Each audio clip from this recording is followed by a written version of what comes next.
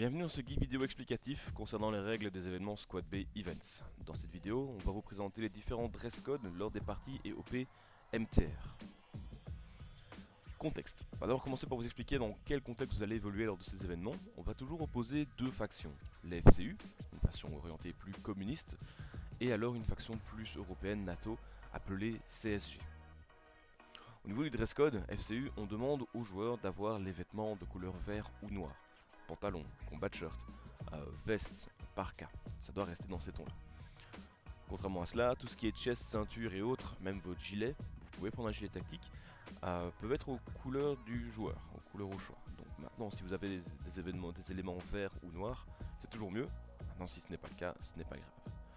Ce que nous autorisons aussi maintenant, ce sont les casques. Avant, nous ne les autorisions pas, mais comme certains joueurs attachent leur protection finalement à cet élément de protection, on va autoriser les casques. Préférez quand même des tons verts ou noirs, même si cela n'est pas obligatoire.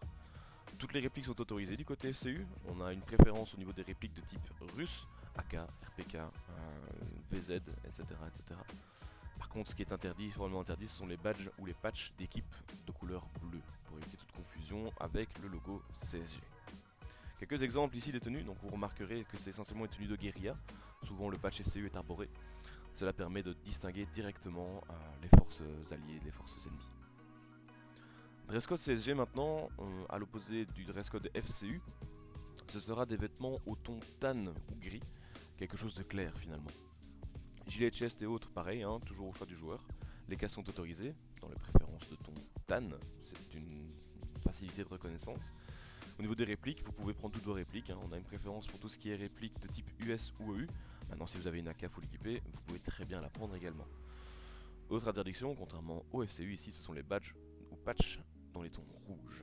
Quelques exemples ici, donc vous remarquerez, soit ce sont des tenues légères, des tenues full, avec des bobs, des casques, des gilets, des chests.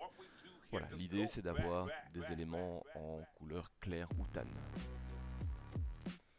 Petite synthèse finalement pour rappeler un petit peu le dress code, donc il suffit d'imaginer les petits soldats de nos enfances qui sont en vert ou en désert. Vous vous référez plus ou moins à cela. Dans un doute, posez-vous toujours la question, est-ce que je suis plus en couleur vert ou en couleur tan? Et ça vous permettra de choisir votre camp. Bien évidemment, des patchs et autres seront mis en vente sur le site pour que vous puissiez les arborer lors de nos événements. Merci à vous, très bonne journée, au revoir les gars.